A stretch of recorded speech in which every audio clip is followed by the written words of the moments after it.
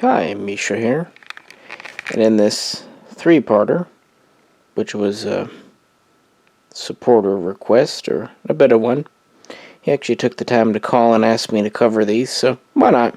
I'm going to be looking at the aircraft from Sweden. Actually, specifically, those are all from Saab.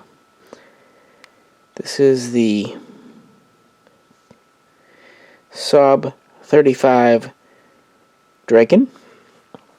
Then we'll look at actually two versions of the Saab 37 Viggen. And then we'll wrap up with the look at the Saab 39 Gripen or Gripen, which is current today. These are all from Aviation'72, all diecast, 1/72 scale. And all are very heavy-duty metal, which is positive, but all also come with landing gear fixed in the down position, which is something I've kind of just learned to live with, unfortunately.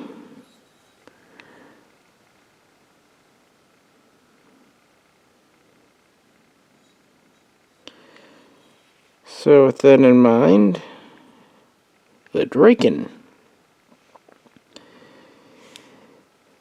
This is a very advanced aircraft for its day and time. In fact, it was the first true supersonic fighter in Western Europe.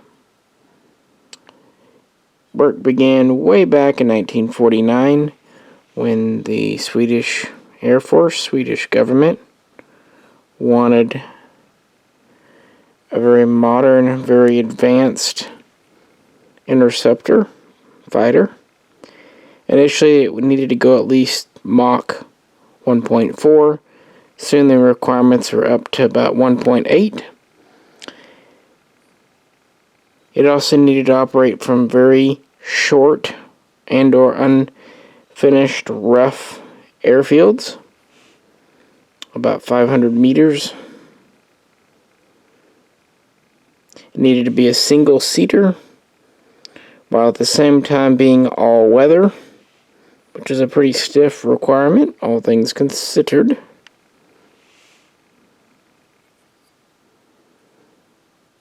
So that led Saab to experiment with delta wing designs.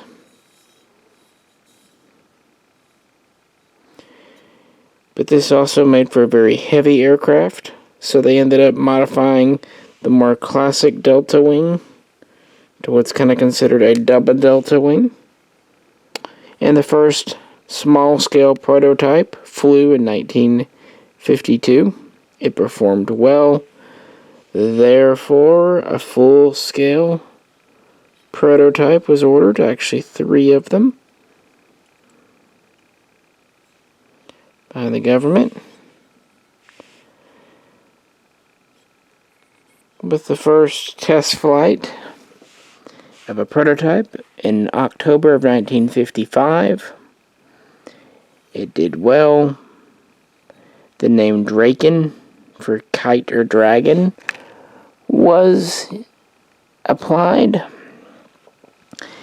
and essentially the first version, the J-35A interceptor, was finalized in 57, with the first production aircraft off the assembly line in late 58, with deliveries to the Swedish Air Force commencing in the final parts of 1959. By 1960, the Draken was into Swedish service, and by the end of that year, multiple squadrons were coming online. The initial version was an interceptor, but later versions would be more of a fighter or even fighter bomber in the case of an export model. There would be the 35C, which was a 2-seat trainer, There was a reconnaissance version, so on and so forth. It was a very modern aircraft, as I said. It's about 50 feet long, with about a 30-foot wingspan. It was fast. It could reach Mach 2. Because it was designed as an interceptor, it had a very impressive altitude of up to 66,000 feet. It could carry up to 4 air-to-air missiles, with later versions could carry up to 6. It could also carry bombs or rockets. Early versions would have 2 30mm cannon. Later versions would cut this down to 1 in some cases to make room for newer hardware, avionics, radar.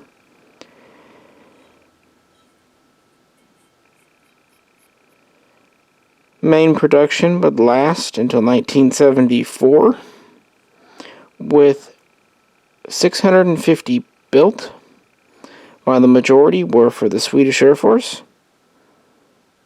There were export orders, including to Finland, which this is a model of here. Some of the Finnish Drakens were refurbished, reconditioned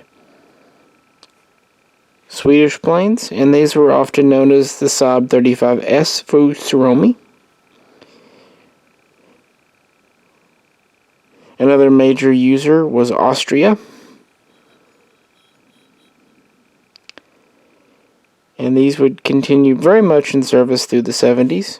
And beginning around 1985, there was the J-35J upgrade program in Sweden to modernize the Draken and extend its service life.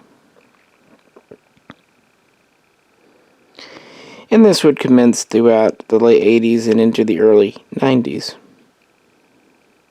And the Draken would continue to serve through that decade, finally being retired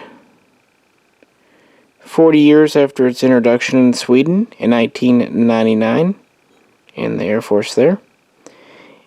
Finland would retire theirs a year later in 2000, and Austria would actually hang on to the last of their Drakens until 2005. So very impressive service life. Considering the very stringent requirements that the Swedish Air Force laid out for this aircraft, Saab was very successful.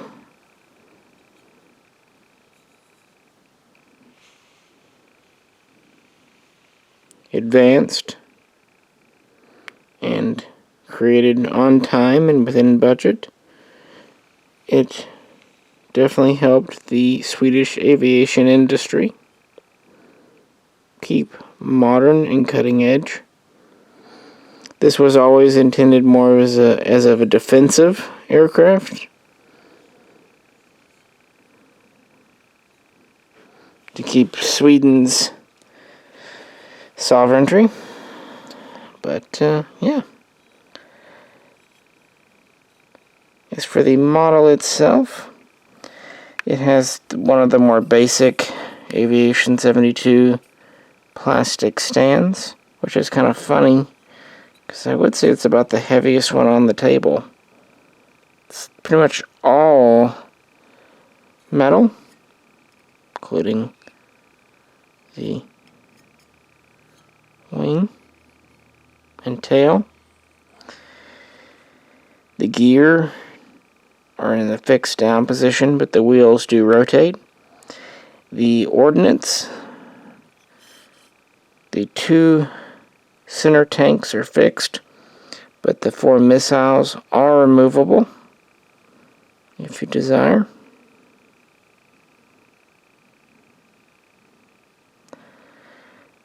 It's a little on the basic side as far as detail, but nothing too bad. We do have a pilot in the cockpit.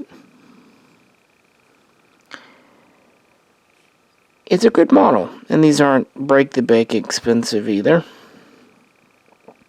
Really, yeah, my only ding against it is the fixed landing gear. If it had interchangeable landing gear, I'd say it's just about perfect, all things considered. And again, how many 172 scale diecast Draken models are out there, so it's kind of one of those beggars can't be choosers.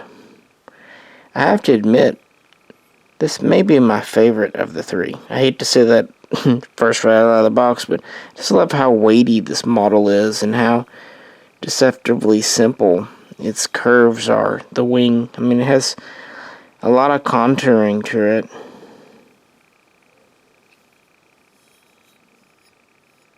But it's a very successful fighter and interceptor for its era. Well, there you have it, folks. If you have any questions or comments, please do post them below. If you could, like, share, and subscribe. And also stay tuned as I get to the other planes in this little series.